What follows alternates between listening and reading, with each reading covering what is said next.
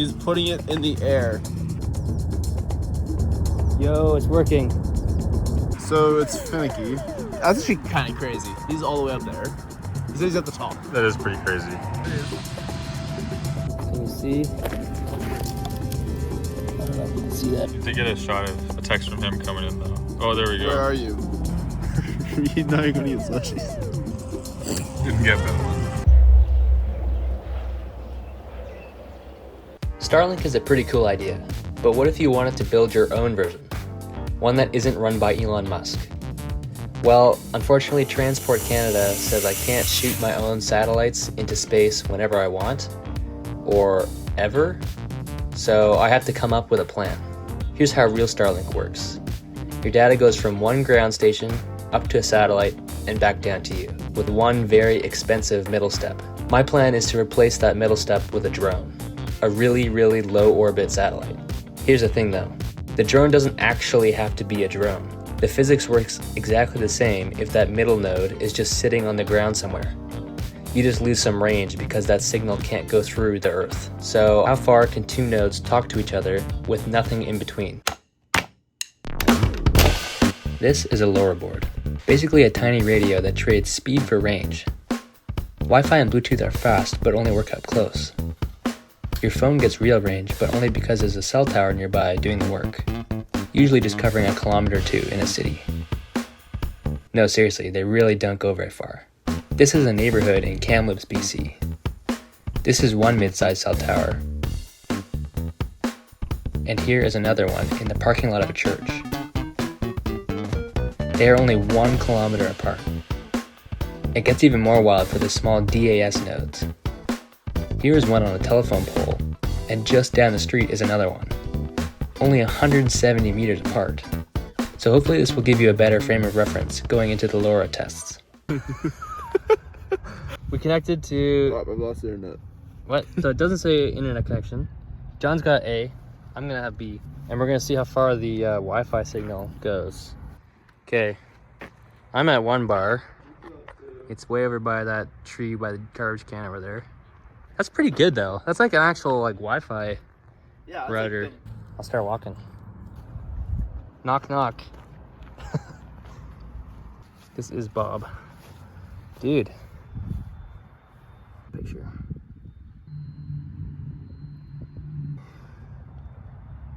No way.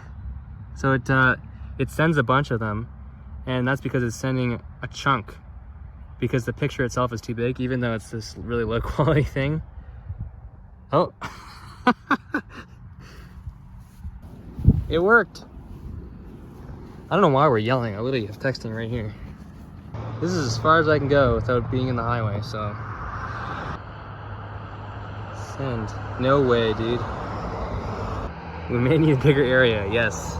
We hit 207 meters before the field ran out, not the signal. So while we find ourselves a larger area, here's what's actually happening inside these things. This isn't off-the-shelf software. It sends texts, sends photos, and shows signal strength live. LoRa only lets you send 255 bytes at a time. So every photo gets chopped up into a dozen pieces, fired off one by one, and stitched back together on the other end. For the housing, I was originally going to 3D print something nice, and then I remembered my printer's in storage because I just moved.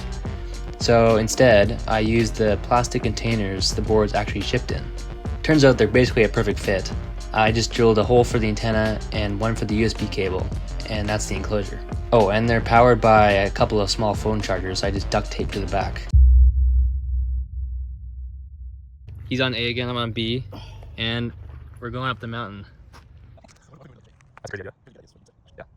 Did this guy walk any slower? I swear to God.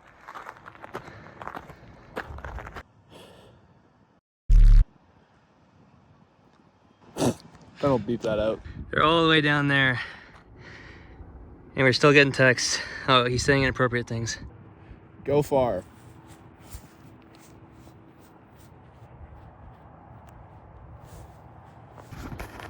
Let's see. They're way down there. Do you like whales? B Diddy?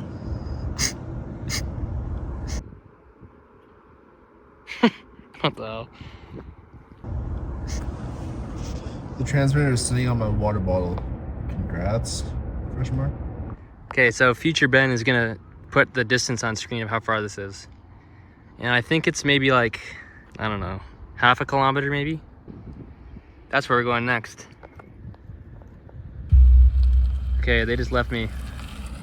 I'm going up the mountain and they're gonna go drive somewhere over there. No, I like grabbed like the Blaze fucking ripple chips. Yeah. And I like had a few, and then Ben just started devouring the entire bag. Dude, That guy's just a as bad. big bag.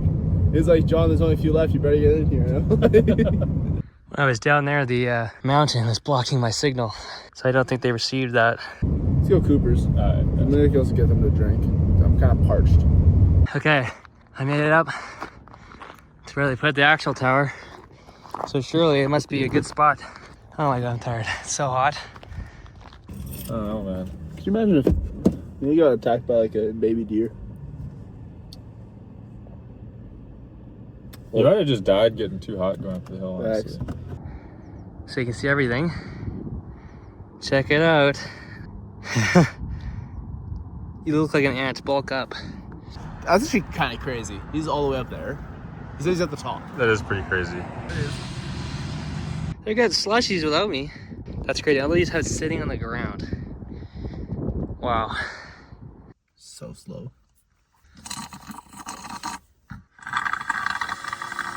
That third test topped out at 1.2 kilometers before I ran out of time and had to leave. For the next test, I was in Victoria without John or Reed, so I needed a different approach to test solo. I rewrote the code so one board auto-transmit a new line of text every 5 seconds on its own. No person required. The other board just receives it. So I used the entire script of the B movie. Every 5 seconds, a new line of the script. This meant I could leave one board somewhere, walk off with the other, and watch for the new lines to confirm the link was still alive. No need for anyone to type anything. This is so. I'm just gonna try and tuck it in a rock around here somewhere. I just tucked it right there. Yeah, I don't think anyone's gonna find it. So I think my first stop is gonna be somewhere over there. Future Ben will point it out on screen maybe. The original node is way out there, so I'm gonna see what we get. First spot. I was getting some lines through, but it was very inconsistent. My extremely optimistic 20-kilometer target turned out to be the Canadian Forces Ammunition Depot. Their security was so bad. Anyways, there was a beach nearby, so I tried there instead. Nothing came through. Genuinely pretty disappointing. So I started heading home, and then almost by accident, I found this stretch of road right along the coast. I don't know even where this is. Once this road somewhere. I'll have to put it on the map later. But yeah, that's the point all the way out there. Okay, check it out. It's coming in. Pretty consistently too. Can you see that?